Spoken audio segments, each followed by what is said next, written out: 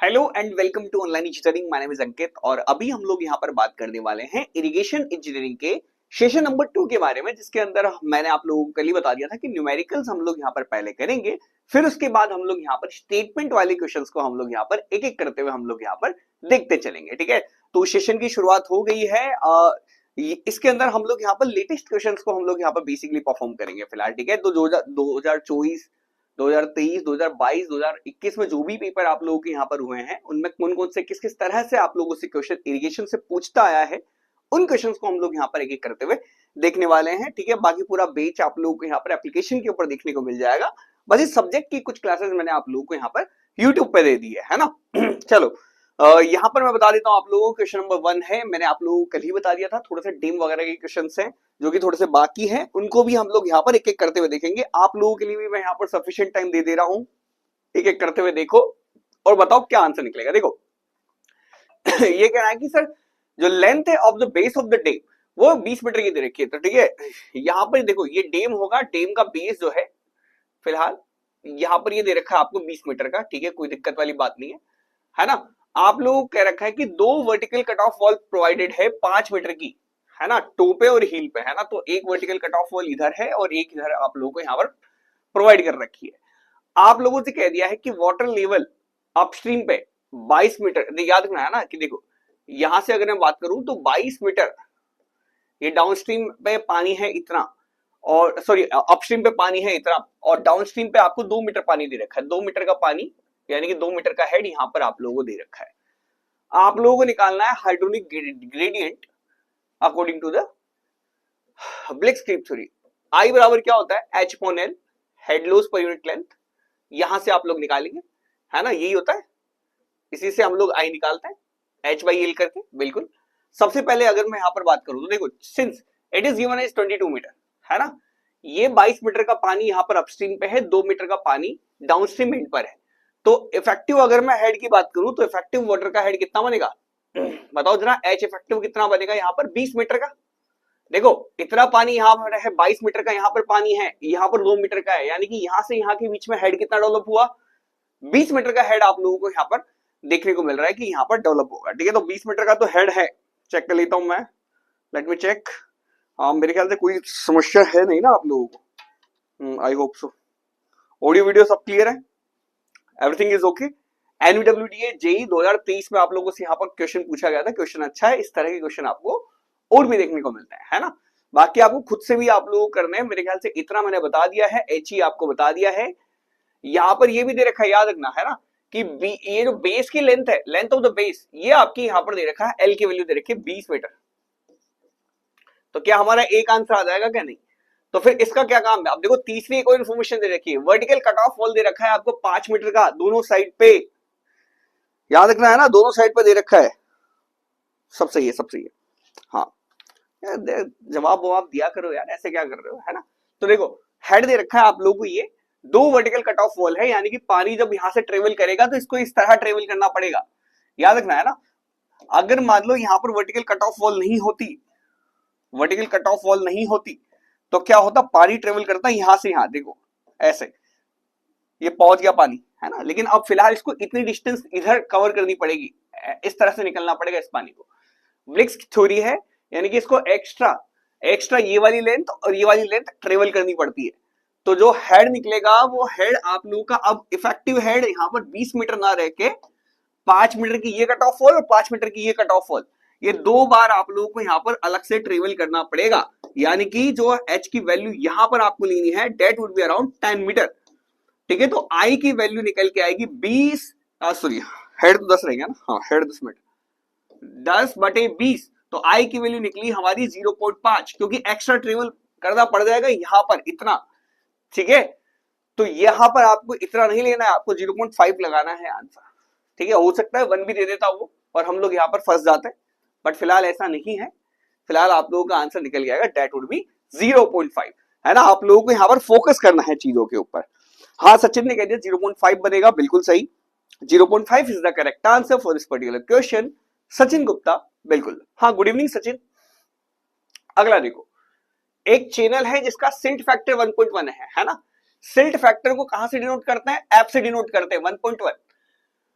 Velocity दे रखी है कितनी 0.88 मीटर पर सेकंड, ये कर लिया था क्या, इस तरह का सवाल कर लिया था। यहां पर आपसे पूछा हुआ है क्या hydraulic mean radius as per the Lacey theory, R की वैल्यू पूछ रहा है। आर बराबर क्या होता है, अगर लेसी के फॉर्मूले याद कर रहे हैं तो 5/2 वी स्क्वायर बाई एफ, यहां से कर देंगे कितना 5/2 इंटू वेलोसिटी 0.88 इसका स्क्वायर डिवाइड बाय एफ 1.1, ये आप लोगों का करेक्ट आंसर बैठेगा इस पर्टिकुलर क्वेश्चन में।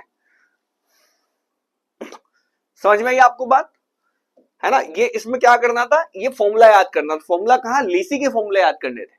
आर का फॉर्मूला, यहां पर स्लोप का फॉर्मूला क्या है, हाइड्रोलिक मीन रेडियस का फॉर्मूला क्या है, पेरीमीटर का फॉर्मूला क्या है, वेलोसिटी का फॉर्मूला क्या है, वो सारे फॉर्मूले आपको याद करने ही पड़ेंगे, अदरवाइज आप लोगों का काम नहीं चल सकता है किसी भी तरीके से। अगला देखो, यहां पर दे रखा है एक सर्टेन पॉइंट है in the floor of the wire, ठीक है, एक वियर है आप लोगों का, वहां पर एक सर्टेन पॉइंट है, अपलिफ्ट प्रेशर हेड दे रखा है सीपेज की वजह से 3.75, रिलेटिव डेंसिटी कंक्रीट की दे रखी है आप लोगों को यहां पर 2.5, मिनिमम थिकनेस निकालनी है फ्लोर की that is required at the point two counteract, हाँ काउंटरैक्ट द अपलिफ्ट प्रेशर, ये आप लोगों को यहां पर बोल रखा है। मेरे ख्याल से इससे ज्यादा आसान सवाल आप लोगों को नहीं देखने को मिलेगा। जिम्मे कह रहा है बी 1.76, ठीक है, हाँ, अच्छा 1.76 आपका आंसर आ गया है। जो भी आप लोगों का यहाँ पर आंसर आया आप लोग बता देना, इनका बी आंसर आया है तो मैंने बी लगा दिया, है ना। चलो कैलकुलेट कर सकते हैं हम लोग आराम से। देखो अपलिफ्ट प्रेशर दे रखा है, नीचे से ऊपर लगने वाला प्रेशर, और डेंसिटी दे रखी है कंक्रीट की, मिनिमम थिकनेस, अच्छा ये तो निकाल लिया ना हमने। अरे यार ये वाला क्वेश्चन हम कर चुके हैं ना, ये पिछले वाला भी कर चुके हैं, ये भी कर चुके हैं। एक मिनट, ये पिछले वाले सेशन के सवाल आ गए हैं, आगे की तरफ बढ़ते हैं ना, ये तो हमने कर लिया था ना। टी बराबर H/G-1 से, है ना, ये कल ही कर लिया था हमने ये वाले क्वेश्चन। अगला देखते हैं, ये भी हमने कर लिया था, एक सेकंड, ये वाले क्वेश्चन हमने कर चुके हैं। आगे की तरफ से देखते हैं जहां से हमने नहीं किए हैं। ये भी हो गया है, ये वाला क्वेश्चन यहां से वहां तक कर दिया है हमने ना। प्रीवियस क्वेश्चन उठा के देख लेना, प्रीवियस सेशन उठा के देख लेना, है ना, ठीक है, निकल जाएगा। ठीक है, जो कर चुके हैं उनको बार बार करके कोई फायदा नहीं है। ठीक है, अगला देखते हैं। एक नेचुरल रिवर है is conveying a flow of 2500 QMax, what is the expected wetted perimeter of the river cross section. Perimeter पूछ रहा है, नेचुरल रिवर है, आप लोगों को दे रखी है, वेटेड पेरीमीटर आपसे पूछ रखा है, आपको डिस्चार्ज पता है, डिस्चार्ज और पेरीमीटर में क्या रिलेशन होता है ये मुझे बताने की आपको जरूरत, हाँ हो गया है, हाँ इसने भी कह दिया हो गया है, हाँ मुझे जरूरत नहीं पड़नी चाहिए आप लोगों को यहाँ पर, इससे फर्जी सवाल आप लोग यहाँ पर नहीं देख सकते हैं, है ना, बेकार सवाल है। क्यों, सबको पता है कि अगर यदि हम लोग यहाँ पर पेरीमीटर निकालते हैं तो किस तरह से निकलेगा, 4.75 अंडर रूट डिस्चार्ज से निकलता है। तो पेरीमीटर अगर आपको निकालना है तो निकल सकता है आराम से 4.75 अंडर रूट 2500, जो कि अगेन 50 निकलेगा। 50 इंटू 4.75 आप लोग यहां पर करोगे तो आप लोगों का जो आंसर निकल के आएगा दैट इज समथिंग अराउंड 250 के आसपास, तो 237.5 मीटर। हाँ, बीपीएससी एई में आप लोगों से यहाँ पर इस तरह का क्वेश्चन पूछा जा चुका है ऑलरेडी, है ना। और जान करके आप लोगों को यहाँ पर लेसी वेसी ऐसा कोई नाम नहीं लिख के देगा, आपको डायरेक्टली बोल के देगा, सीधा सीधा कंफ्यूज करने के लिए, हल्का कुछ तो करेगा ना वो भी, तो इसलिए आप लोगों को डायरेक्टली आप लोगों को बस फॉर्मूले लगाना आप लोगों को आना चाहिए। अब देखो सवाल क्या पूछ रहा है, एक वाइड है अनलाइंड चैनल है, कैरी कर रहा है सिल्ट फ्री वाटर, हाँ सिल्ट फ्री वाटर, डेप्थ आपको दे रखी है, maximum tractive stress, maximum tractive stress, ठीक है, मैक्सिमम ट्रैक्टिव स्ट्रेस जो कि आप लोगों को यहां पर लगाना है, जिसकी वजह से आप लोगों की स्कोरिंग रुक जाए, है ना। ये आप लोगों को यहां पर दे रखा है कितना 1.96 Newton per metre square. Maximum slope आप लोगों को यहां पर क्या करना है, निकालना है ना, ठीक है। दे रखा है स्ट्रेस, हम देखते नहीं क्या, gamma into H into S कर दो भाई, आप लोगों का आंसर आ जाएगा। ये हम सेडिमेंट ट्रांसपोर्ट के अंदर पढ़ते हैं, मौका दे रहा हूं अभी भी, है ना। देखो न्यूटन पर मीटर स्क्वायर में दे रखा है ना। अगर मैं टो की वैल्यू देखूं तो 1.96 आप लोग दे रखी है, that is in newton per metre square. Gamma H gamma H लिख दो, रो जी एच लिख दो, है ना। तो रो जी एच या ऐसे लिखूंगा तो कितना आएगा, 9810 लिखना पड़ेगा इनटू, अगर मैं न्यूटन पर मीटर स्क्वायर में लिखूंगा तो। एच आप लोगों को यहां पर दे रखी है, that is the depth, depth आपको दे रखी है कितनी, 2 मीटर। क्या आप एस की वैल्यू नहीं निकाल सकते, निकाल सकते हैं। S is the maximum slope, S will be the slope, S यानी कि स्लोप है, स्लोप आप लोग यहाँ पर कैलकुलेट करें आराम से, एबीपीएससी का सवाल है, आराम से आप लोग यहाँ पर इसको निकाल पाएंगे, बहुत आराम से निकलेगा, ठीक है। क्लियर है। अब इसको सोल्व करना ये तो आप लोग यहाँ पर कर ही सकते हैं आराम से, क्योंकि कैलकुलेटर आपको देगा तो इस तरह के क्वेश्चंस आने के चांसेस बिल्कुल हाईली रहते ही रहते हैं। अगले में बढ़ते हैं। अब आज रिव्स फॉर्मूला पूछ लिया, कल का जब सेशन देखा था उसमें हमने डिकन्स फॉर्मूला किया था हमने रेशनल फॉर्मूला हमने लगा दिया है, हमने ये लगा दिया है, अब तीसरा रिव्स लगाना है, ठीक है। रेशनल भी हमसे यहाँ पर, हम रेशनल से सवाल कर चुके हैं, उससे भी सवाल कर चुके हैं, तो पीक डिस्चार्ज से फॉर्मूले आप लोगों से यहाँ पर पूछ लेता है जनरली, है ना। तो चेक करेंगे क्या पूछ रहा है आप लोगों से, रिव्स फॉर्मूला, बस फॉर्मूला याद होना चाहिए आपको। डिस्चार्ज बराबर क्या होता है, डिस्चार्ज बराबर होता है यहाँ पर, discharge is proportional to the area power 2/3, रिव्स है तो 2/3, डिकन होता तो 3/4 होता, ठीक है। मल्टीपल कर देंगे हम लोग यहाँ पर इसके साथ, किसको, इसको मल्टीपल कर देंगे कांस्टेंट को, जो भी कांस्टेंट दे रखा है, दैट्स इट।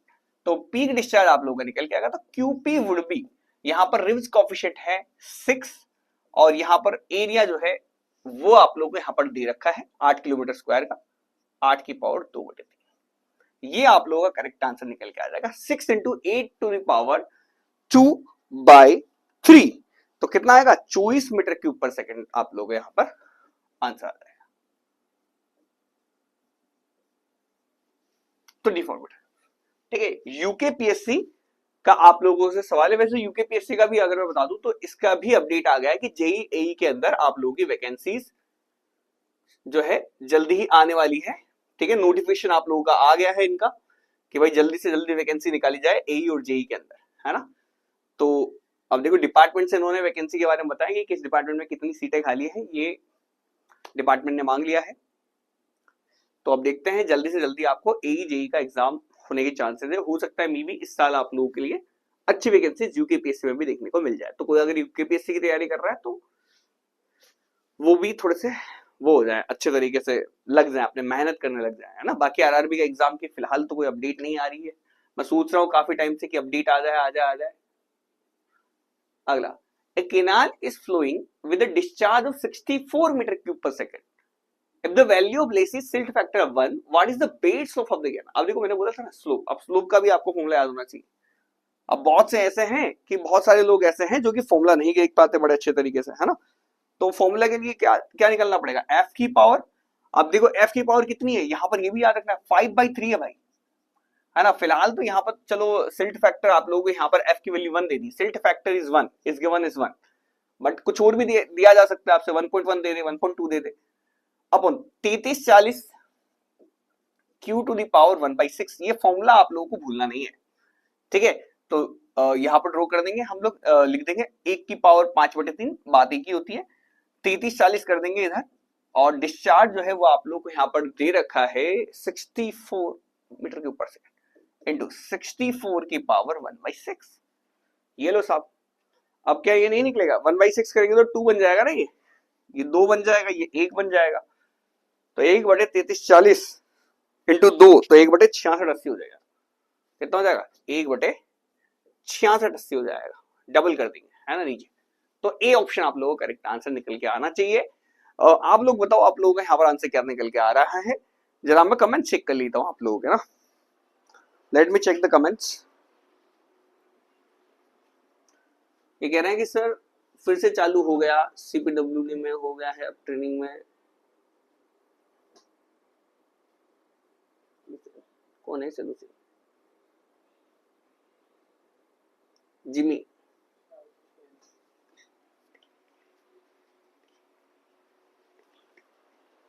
ठीक है।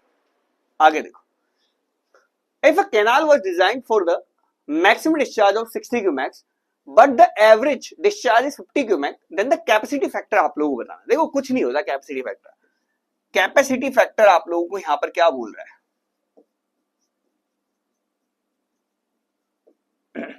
ये देखो ये दिखाता है आप लोगों को यहां पर कि एवरेज सप्लाई कितनी चल रही है।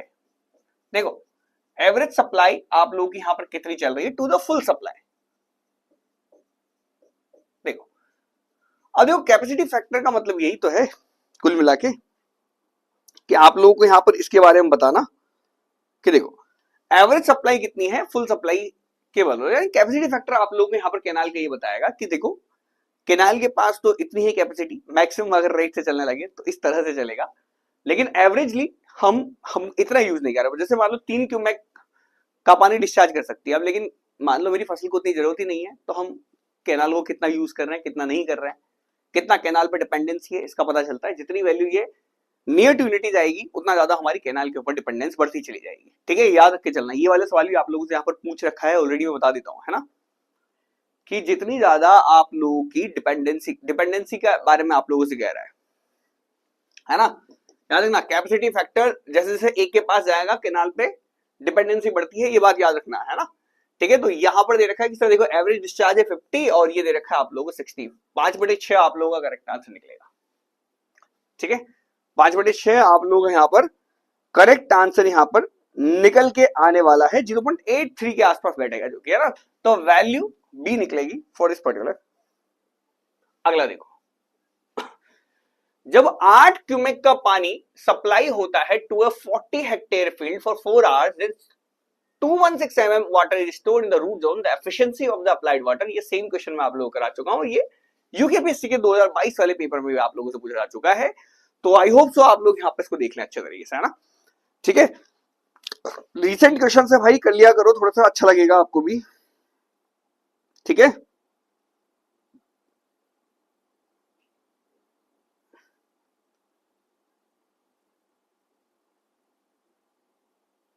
क्लास के लास्ट में बताता हूं। हाँ,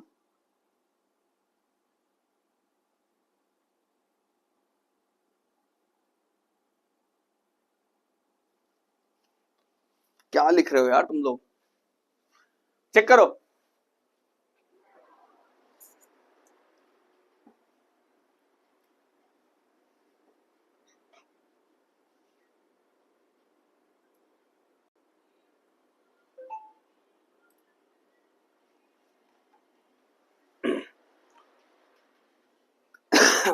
अच्छा देखो, 8 क्यूमेक का पानी जो है वो सप्लाई होता है to a 40 hectare field for 4 hours.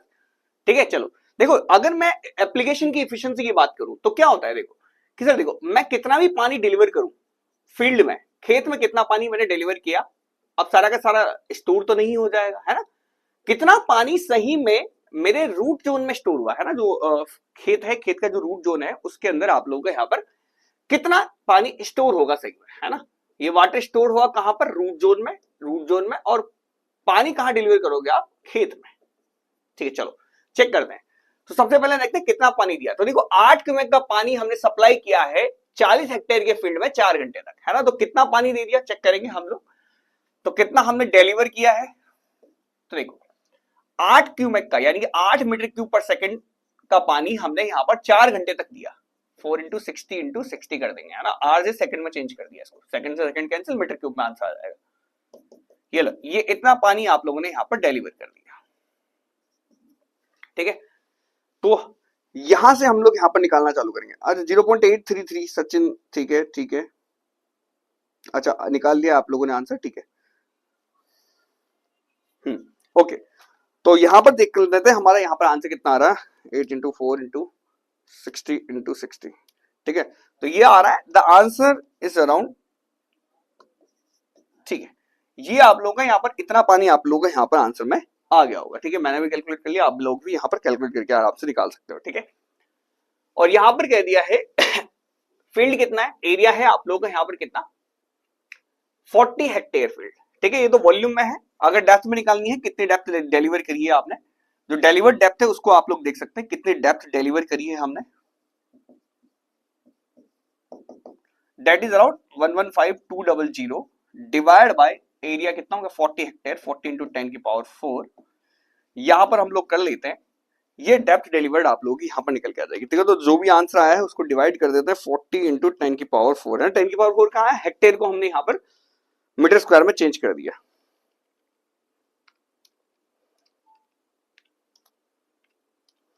ठीक है, तो आंसर हमारा निकल के आया यहाँ पर 0.288, ये मीटर में है, इसको मैं लिख सकता हूं 288 mm। ठीक है, ओके, तो नीटा है निकाल लो। देखो पानी कितना स्टोर हुआ, इसने बोली रहे 216 mm का पानी स्टोर हुआ है, तो ये तो हमें पता है 216 mm का स्टोर हुआ है। दिया कितना था, 288 mm डेप्थ का पानी दिया था, इनटू 100 कर देंगे तो हमें परसेंटेज में एफिशिएंसी आ जाएगी। This would be correct answer, है ना।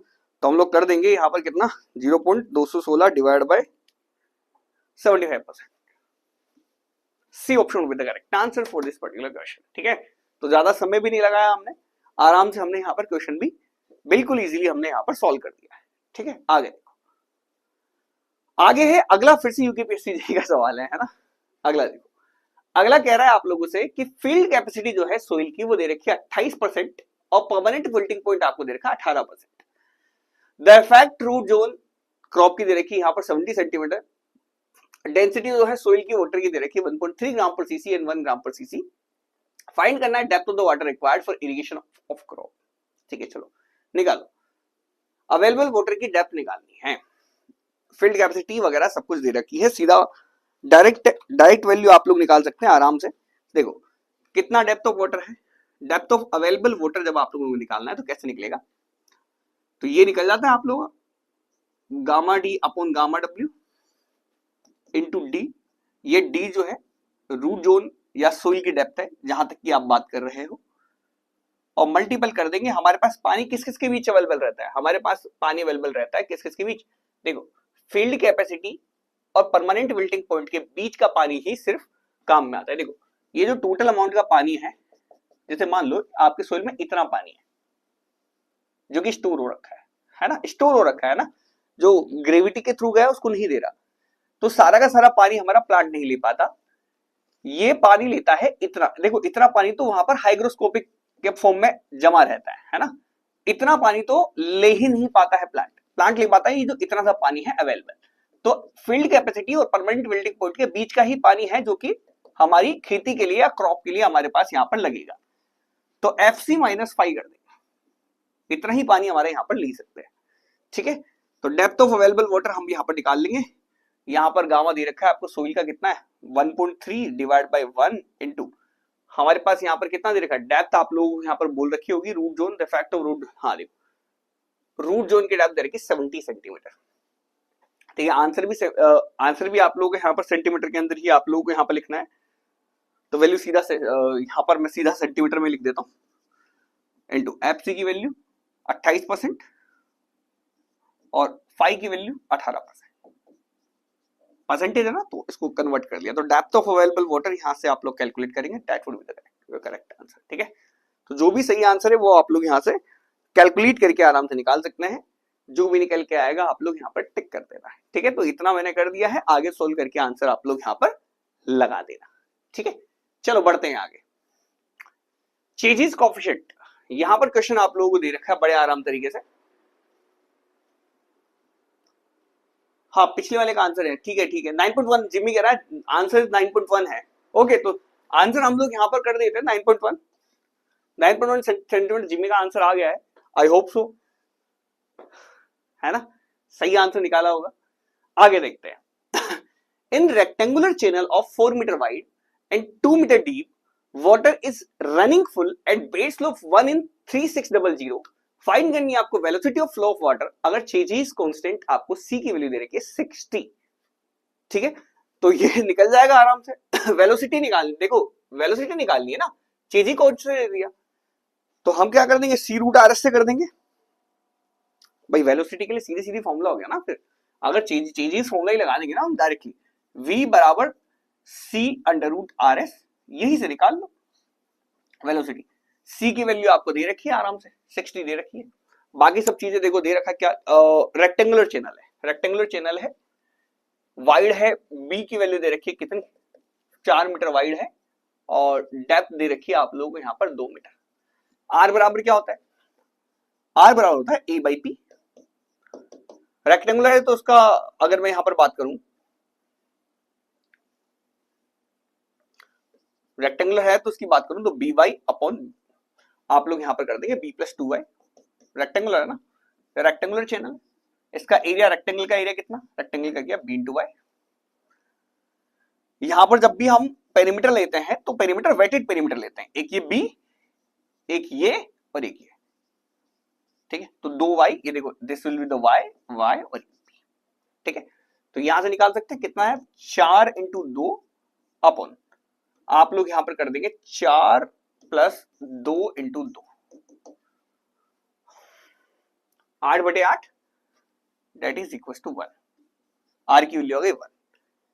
अब रही बात आप लोग की यहां पर स्लोप की, तो स्लोप आप लोगों को यहां पर 1 इन 360 दे रखा है, 1/3600 का, ठीक है। चलो तो वेलोसिटी निकालेंगे, वेलोसिटी बराबर हो जाएगा changes coefficient 60 multiply by under root 1 into 1/3600, कितना आया, ये 1/60 बनेगा, ये 1/60 बनेगा, तो ये v की वैल्यू हो गई 60 इंटू 1/60, अंडर रूट हटाएंगे तो वेलोसिटी 1 मीटर पर,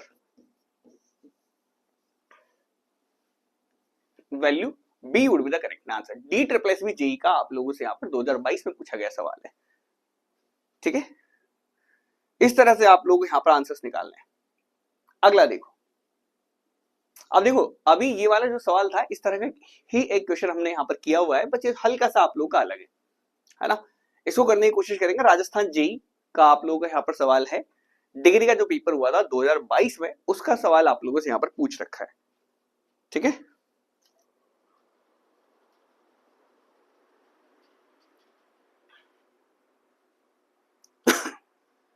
हाँ बी बोल बाहुबली कह रहा है, हाँ जिमी बिल्कुल सही दिया आपने जवाब, सचिन कह रहा है बी, बी आंसर है, ठीक है। चलो अब देखते हैं आगे की तरफ।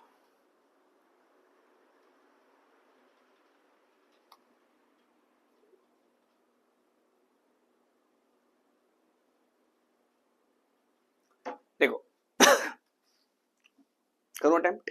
चलो रूट जोन जो है आप लोगों को यहाँ पर कह रखा है कि जो रूट जोन है एक इरिगेशन सोइल का, उसका ड्राई वेट है 15 kilo newton per metre cube, ठीक है। तो गामा डी की वैल्यू आप लोगों के पास आ गई।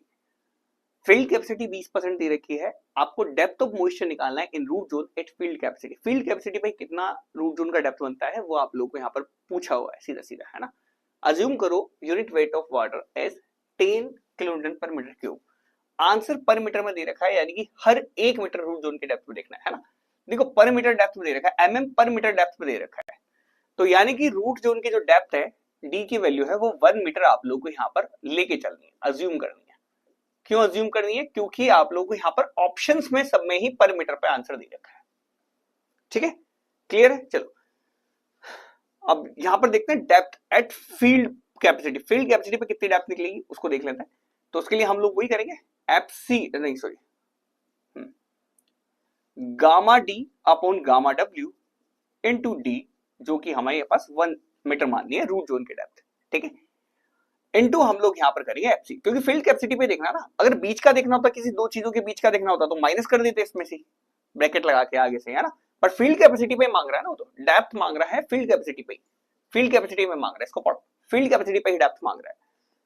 तो हम लोग डेप्थ निकालेंगे, depth of water at field capacity, तो कितना निकलेगा, देखो ये हो गया आप लोगों का यहाँ पर क्या 15/10 इंटू ये 1 मीटर मान लेना है और फील्ड कैपेसिटी 0.2, तो ये हो गया आपका 1.5 इंटू 2 0.3 मीटर, सॉरी 0.3 हम लोग यहाँ पर लेंगे, ये है 0.3 मीटर पर मीटर, या हम लोग ले लेंगे 0.300 mm पर मीटर, सॉरी 0.300 mm पर metre, 0.3 would be the correct answer, या 300 mm per meter would be the correct answer, okay.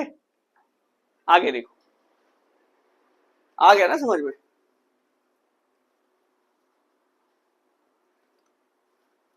नहीं माइनस नहीं होगा ना इसमें, इसमें परमानेंट बिल्डिंग पॉइंट माइनस क्यों करेंगे, हमने तो फील्ड कैपेसिटी में पूछा है ना, अवेलेबल वाटर थोड़ी पूछा है आपसे, है ना। 300 mm पर पे मानेंगे हम लोग, है ना। सचिन समझ गए ना आप क्या कहना चाह रहा हूं मैं, आई होप सो चीजें क्लियर हुई होगी आपको ना। उसने बोला फील्ड कैपेसिटी पर डेप्थ बतानी है आपको। आपको उसने ये कहीं से भी कहीं तक नहीं पूछा है कि आप लोगों को यहाँ पर जो है अवेलेबल वाटर या जो है क्रॉप को कितना चाहिए उसका पूछते हैं, तो उसके लिए माइनस करते हैं ना हम लोग। डेप्थ तो आप लोग डायरेक्टली निकाल सकते हैं ना, समझ में आई। डाटा दे रखा है, आप देखो इसमें बोल रखा है कि कितना पानी है विल्टिंग पॉइंट के ऊपर, तो इसमें लगेगा विल्टिंग पॉइंट के ऊपर कितना पानी है, कितना पानी है देखो। फील्ड कैपेसिटी है 25%, परमानेंट विल्टिंग पॉइंट कितना 11%, ओएमसी दे रखा है आपको 15%, optimum moisture. Find the water holding capacity of soil above it's wilting point कितनी है, दिख रहा है ना। अरे कितना पानी खेत रख सकता है, 25% का पानी खेत होल्ड कर सकता है टोटल। परमानेंट विल्टिंग पॉइंट कितना है आप लोग का यहाँ पर 11%, तो परमानेंट विल्टिंग पॉइंट के ऊपर कितना पानी सेव हो रहा 14%, है ना। यही होता है, ये होता है परमानेंट विल्टिंग पॉइंट, ये होता है फील्ड कैपेसिटी। इस पानी का पूछ रहा है, आपको बोला हुआ ये है आप लोग का 25% और 5 की वैल्यू दे रखी है आपको 11%। इसकी वैल्यू पूछा कितना, 25 माइनस 11 इतना पानी आ जाएगा, दैट इज 14%। आगे बढ़ो, ज्यादा दिमाग नहीं लगाना है, इजी क्वेश्चन है, बहुत आसान सवाल है।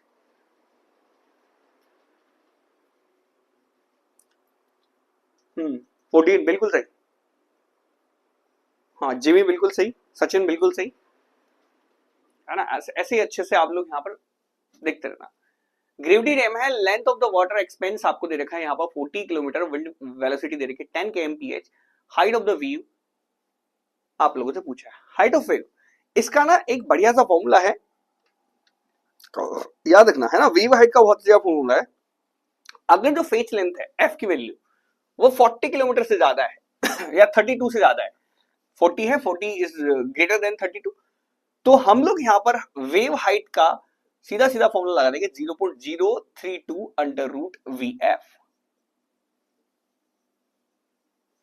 लगाओ, समझ में आई बात, बिल्कुल। यहां पर आप लोगों को दे रखा है wind velocity that is given as 10, और यहां पर जो है एफ जो है F is nothing but D आप लोगों का यहाँ पर फेच लेंथ जो कि आप लोगों को दे रखी है कितनी 40, ठीक है। इन दोनों को याद रखना है, इन दोनों को आप लोग यहाँ पर देखो, इसको किलोमीटर पर आवर में ही पुट करना है और इसको आप लोग किलोमीटर में पुट करना है, ठीक है। तो जो आंसर निकल के आएगा, आंसर आप लोग यहाँ पर इसको कैलकुलेट कर ले। हाइट ऑफ वेव ये निकलेगी आप लोग यहाँ पर किसके अंदर, मीटर के अंदर। ये देखना ये मीटर के अंदर ही निकलेगी, आंसर आपको मीटर में ही आएगा, ठीक है। तो 32 दूनी कितना हो जाएगा 0.032 करेंगे, 400 हो गया ये, इंटू 20 करेंगे तो 0.64 हो जाएगा, है ना 0.64। लेकिन ये आंसर याद रखना, ये आंसर मीटर में ही आता है, इसको आपको सेंटीमीटर में चेंज करना है। याद रखना ये किलोमीटर पर आवर, ये किलोमीटर में जरूर पुट करते हैं हम लोग, लेकिन ये आंसर हमेशा मीटर में आएगा आप लोगों का, है ना। इन दोनों को वैल्यूज याद रखना है, सीधा या किलोमीटर में कर दो ऐसा नहीं होगा, है ना। एम्पेरिकल फॉर्मूला है हमारा, डेराइव्ड नहीं है, ठीक है। तो आप लोग का आंसर 600, आप लोग यहाँ पर देखो 0.64 हो गया ना आप लोगों का, हाँ 0.64 हो गया, 64 सेंटीमीटर हो गया।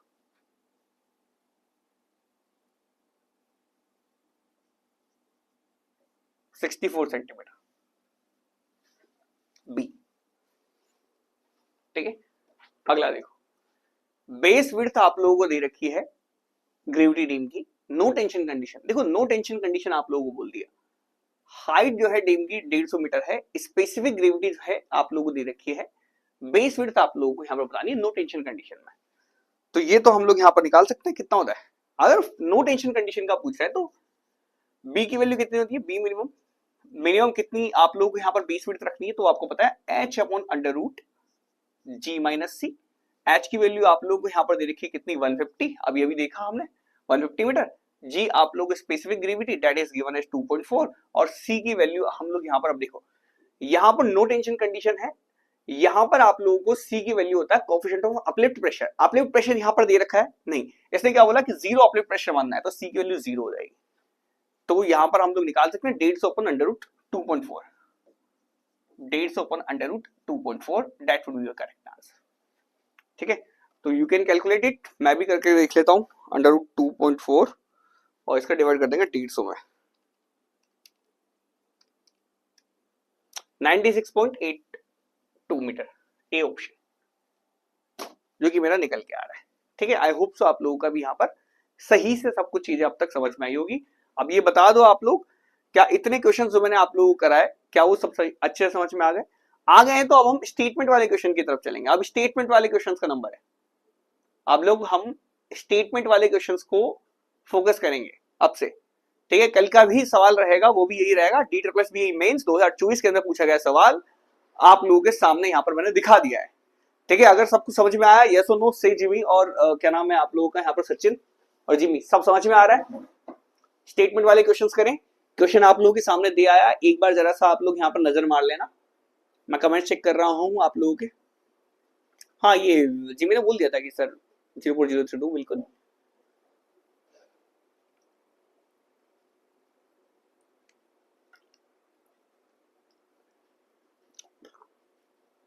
एक क्लास और रहेगी आप लोगों की कल ना, ये हो जाए कंप्लीट, आज का सेशन कंप्लीट हो जाए कल भी पूरे स्टेटमेंट वाले देखो आज तो स्टेटमेंट वाले चले ही चले, कल भी स्टेटमेंट मैच द फॉलोइंग और यही सब कुछ चलेगा आप लोगों का।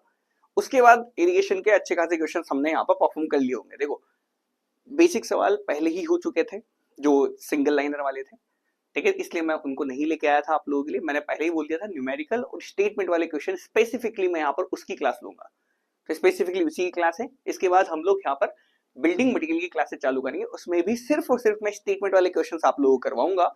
स्टेटमेंट वाले क्वेश्चंस कहीं पे मैच द फॉलोइंग वाले क्वेश्चंस, वही क्वेश्चंस की क्लासेस हमारी अब आगे चलने वाली है। वो बीएमसी, सीटी, बीटी, मेंटेनेंस, रिपेयर, क्रैक वगैरह सब कुछ जो है सारा कुछ कवर करेंगे उसमें, है ना। तो फिलहाल ये 2 क्लासेस रहेगी हमारी, उसके बाद हम लोग बढ़ेंगे। ठीक है, चलो इन्होंने कह दिया यस सर कह दिया है, समझ में आ गया था इन दोनों को बढ़िया से अच्छे से। अब देखते हैं क्वेश्चन, देखो क्वेश्चन पढ़ेंगे आराम से। क्वेश्चन कह रहा है आप लोगों से कि स्टेटमेंट दे रखे हैं 2। पहला स्टेटमेंट है जब सरफेस ड्रेनेज जो है एडिकेट नहीं रहता, यानी कि सरफेस के ऊपर देखना ये खेत है आप लोग का, इस खेत के ऊपर अगर यदि अच्छे से पानी नहीं जा रहा है इधर उधर, है ना, सरफेस ड्रेनेज का मतलब ये होता है ना कि पानी जैसे आपने इस पर डाला तो पानी प्रॉपर तरीके से बाहर नहीं निकल पा रहा, जैसे बारिश वारिश हो गई तो पानी प्रॉपर बाहर नहीं निकल पा रहा। तो जब हेवी बरसात होगी तो उसकी वजह से इस पूरे एरिया के ऊपर क्या हो जाएगा, भर जाएगा, स्टेगनेंट रह जाएगा, पानी यहां भरा हुआ रह जाएगा, गड्ढे की तरह भर जाएगा आपका खेत पूरे के पूरे एरिया में। तो सही तो कह रहा है ये। अगर मान लो सरफेस ड्रेनेज अच्छा नहीं है, मेरे खेत के ऊपर से पानी नहीं निकल पा रहा है, तो पूरा खेत ही भर जाएगा, खेत में से पानी निकल नहीं पाएगा और वो पूरा पूरा एक तरह से वाटर लॉगिंग जैसी कंडीशन आप लोगों को देखने को मिलेगी। तो स्टेटमेंट नंबर 1 में कोई प्रॉब्लम नहीं है, ये बिल्कुल सही कह रहा है कि अगर यदि आपने सरफेस ड्रेनेज अच्छा नहीं रखा तो पूरा पानी खेत के अंदर जाके इकट्ठा हो जाएगा, वही कह रहा है। नो ड्रेन ऑफ क्विकली, आराम से नहीं जाएगा और पूरे लंबे समय तक आप लोग का यहाँ पर वहीं पे खड़ा खड़ा रहेगा पानी, है ना, वहीं भरा रहेगा पानी। Sometime the cultivator plough up and obliterate, इसका मतलब होता है कि जो भी आप लोगों के यहाँ पर एग्जिस्टिंग चीज है उसको आप लोग यहाँ पर चेंज करने की जब कोशिश करते हैं, बाधा डालते हैं, चेंजेस लेके आते हैं आप लोग, है ना। तो कभी कभी क्या करते हैं जो खेती करने वाले किसान लोग हैं, कल्टिवेटर्स जो हैं, वो ही क्या करते हैं कि जो भी नेचुरल ड्रेनेज रहता है, जो कि ऑटोमेटिकली पानी जिस तरह से निकलना था उसी रास्ते को ब्लॉक कर देते हैं किसी तरीके से, ऊपर नीचे मिट्टी मिट्टी कर कर आके, इधर उधर कर आके। उसकी वजह से जो बारिश का पानी है, जो फ्लड का पानी है, वो हमारे खेत से बाहर नहीं निकल पाता है और फ्लडिंग हो जाती है और वाटर लॉगिंग की समस्या आ जाती है। तो ये भी बिल्कुल सही कह रहा है कि कभी कभी हम खुद ही नहीं कर देते, एक जगह को क्लॉक कर देते हैं, है ना। तो कल्टीवेटर ऐसा काम कर देते हैं। तो दोनों स्टेटमेंट आप लोगों को यहाँ पर ट्रू दे रखे हैं रिगार्डिंग दिस। अगला क्वेश्चन, नेक्स्ट क्वेश्चन आप लोगों से यहाँ पर पूछ रहा है which of the following are the advantages of providing tile drains in agricultural land from the given statement. देखो टाइल ड्रेन क्या होती है, अगर जैसे मैंने पिछले वाला सवाल आपने देखा, सरफेस ड्रेनेज अच्छा नहीं है तो हम मैक्सिमम तरीके से पानी को नीचे की तरफ से, खेत के नीचे 2-4 पाइप डाल दो आप और पानी को नीचे की तरफ निकाल दो, है ना। बहुत सारे तरीके हैं ऐसे, है ना। तो सरफेस पे से पानी कैसे निकाला जाए, उन्हीं का एक तरीका है कि आप ड्रेनेज प्रोवाइड करा रहे हो कुल मिला के, है ना। अगर आप सिर्फ टाइल ड्रेनेज नहीं समझ पा रहे तो सिर्फ और सिर्फ ड्रेनेज समझो आप, है ना। ठीक है, उसके बाद आप लोग इनको पढ़ो और फिर मुझे यहां पर आप जवाब देने की कोशिश करो कि what could be the possible answer for this particular question.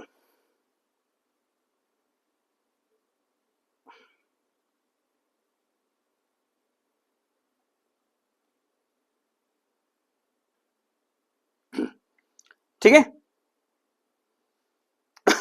और ट्रायल ड्रेनेज भी ऐसे कोई बहुत भारी भरकम चीज नहीं है।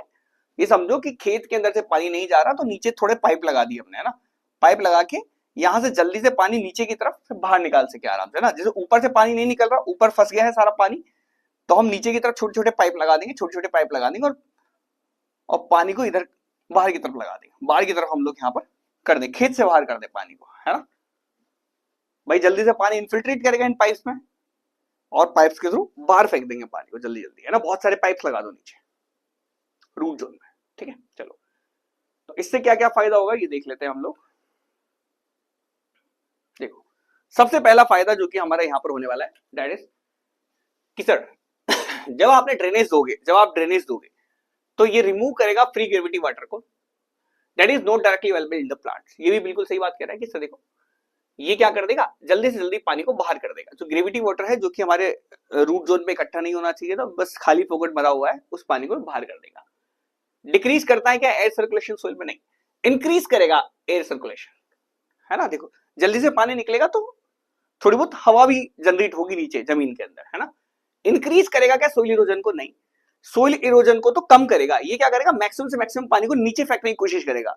अगर मान लो पानी यहाँ पर खेत में भरा पड़ा है, खेत में मान लो पूरा पानी बढ़िया से भरा पड़ा है और ये पानी नीचे की तरफ नहीं जा पा रहा आसानी से, तो ये बाहर जाएगा इधर और खेत की मिट्टी बाहर ले जाएगा, है ना। तो हम जब टाइल ड्रेनेज दे रहे हैं नीचे की तरफ, पाइप वाइप लगा के सारा सिस्टम नीचे की तरफ पानी निकाल रहा है, तो हमारा यहाँ पर किसी भी तरह से हम लोग ये नहीं कह सकते कि इंक्रीज होगा सोइल इरोजन। तो ये वाला ऑप्शन भी आप लोगों को गलत हो जाएगा। क्या डिक्रीज करेगा bacterial activity in the soil या इंक्रीज करेगा?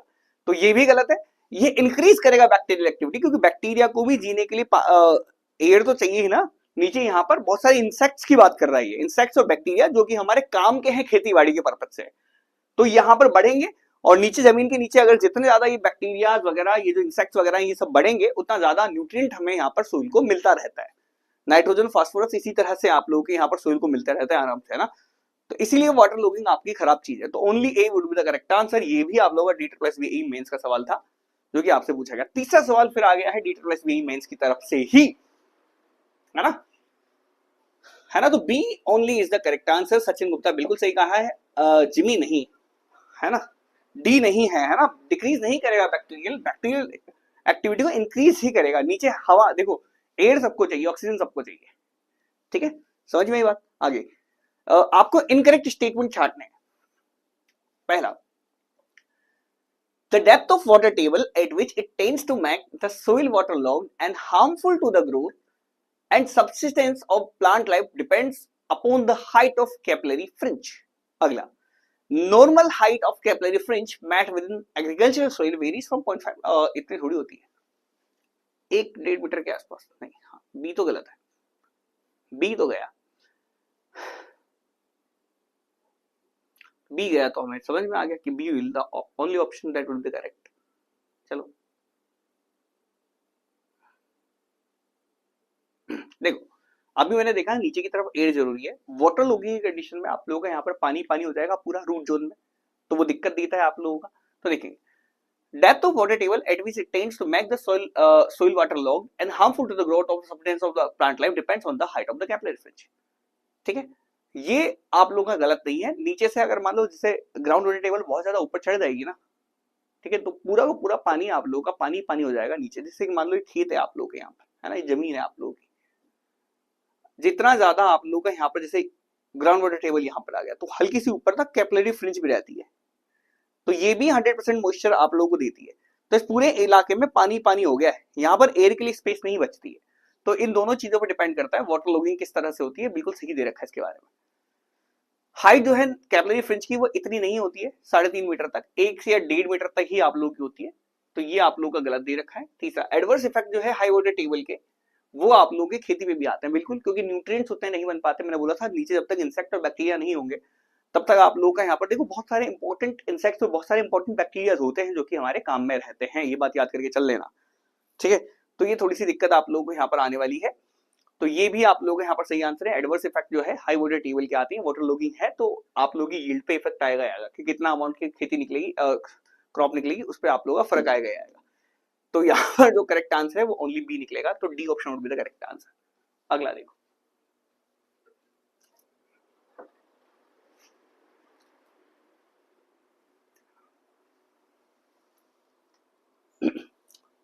हाँ ठीक है, ओके ओके ओके, निकाल लिया आपने। एएनसी नहीं होगा ना उसका, एएनसी करेक्ट है। देखो सवाल पूछा है इनकरेक्ट का, इनकरेक्ट कौन सा है ना, इसलिए एएनसी आपने सही वाले लगा दिए है ना। तो आपकी गलती नहीं है, ये छोटी मोटी गलती है, ये एग्जाम में भी हो जाती है, तो ये थोड़ा सा ध्यान रखना है ना कि आप लोगों से पूछा गया। लाइनिंग टू द कैनाल के बारे में आप लोगों से दो स्टेटमेंट दे दिए। पहला स्टेटमेंट कह रहा है सीमेंट कंक्रीट लाइनिंग टफ होती है, ड्यूरेबल होती है, रिलेटिवली हाइड्रोलिक एफिशिएंट होती है, इंपरमेबल होती है। बिल्कुल सही बात है। जब हम सीमेंट कंक्रीट की लाइनिंग करते हैं, देखो कैनाल के अंदर लाइनिंग का मतलब है ये अगर मिट्टी की कैनाल बनी हुई है तो मिट्टी की कैनाल से पानी मेरा अंदर चला जाता है नीचे की तरफ, कैनाल में पानी नहीं बचता, जमीन में पानी चला जाता है। ठीक है, ग्राउंड वाटर टेबल रिचार्ज के लिए तो अच्छी चीज है, लेकिन हमें आगे तक पानी सप्लाई करना होता है खेती बाड़ी के पर्पज के लिए। ग्राउंड वाटर टेबल सप्लाई के लिए हम लोग कैनाल नहीं देते, इसके लिए हम इसके ऊपर एक इंपरमेबल लेयर बना देते हैं। तो इंपरमेबल लेयर को ही लाइनिंग करना कहते हैं। और ये इंपरमेबल लेयर अगर सीमेंट की बनाई जाए तो टफ भी होती है, ड्यूरेबल भी होती है, और हाइड्रोलिकली एफिशिएंट भी होती है, और इंपरमेबल भी रहती है ना। तो बिल्कुल सही है पहला स्टेटमेंट। क्यूरिंग की जरूरत नहीं पड़ती है सोइल सीमेंट लाइनिंग के अंदर अगर ऑप्टिमम मॉइस्चर कंटेंट को मेंटेन किया जाए तो। ऐसा किसने कहा? अगर कहीं पर भी सीमेंट आ गया, सीमेंट के केस में कभी कह दे आप लोगों से क्यूरिंग की जरूरत नहीं पड़ेगी, तो हमेशा मान के चलो मैक्सिमम टाइम वो सेंटेंस गलत ही होगा। Statement number 1 is true, statement number 2 is false. अगला, ये देखो अभी पेपर हुआ था एसएससीजेई का 6 जून को, उसी का आप लोगों से यहाँ पर एक सवाल है जो कि आप लोग यहाँ पर सामने से देख पा रहे हैं आराम से, है ना। इस क्वेश्चन को देख लो अच्छे से और फिर अब इसको हम लोग यहाँ पर सॉल्व करते हैं। पहला कंसीडर करेंगे फॉलोइंग स्टेटमेंट, स्टेबिलिटी क्राइटेरिया है ग्रेविटी डीम का, उसके बारे में बोल रहा है। अगर फोर्स ऑफ फ्रिक्शन ज्यादा है than the force of water pressure. देखो ये डैम है आप लोगों का, समझना ये डैम है आप लोगों का, डैम में फ्रिक्शन है। देखो यहां से लग रहा है वाटर प्रेशर, वाटर अपना प्रेशर लगा रहा है, ठीक है, और इधर से ये फ्रिक्शन है जो कि इसको रोक रहा है। अगर मान लो फ्रिक्शन की वैल्यू, अगर मान लो फ्रिक्शन की वैल्यू, फ्रिक्शन की वैल्यू, इस फ्रिक्शन की वैल्यू ज्यादा है इस वाले फोर्स से, यानी कि ये फोर्स ज्यादा है इस वाले फोर्स से, तो डैम खसकेगा क्या इधर? नहीं। अगर मान लो प्रेशर ज्यादा लगा और फ्रिक्शन कम है यहां पर, तो डैम इधर खिसक जाएगा। लेकिन अगर ये फ्रिक्शन की वैल्यू ज्यादा है और यहां से प्रेशर कम लग रहा है तो ये नहीं खिसकेगा। पहला, अगर फोर्स जो है फ्रिक्शन का ज्यादा है वाटर प्रेशर से, तो डैम को सेफ मानेंगे कि डैम जो है स्लाइड नहीं करेगा, डैम जो है स्लाइड नहीं करेगा। बिल्कुल सही तो कह रहे हैं, स्लाइड कहां करेगा, नहीं करेगा। अगला देखो, है ना, पहला स्टेटमेंट इज वेरी ट्रू। अगला, if the resultant of weight of the dam, एक सेकंड,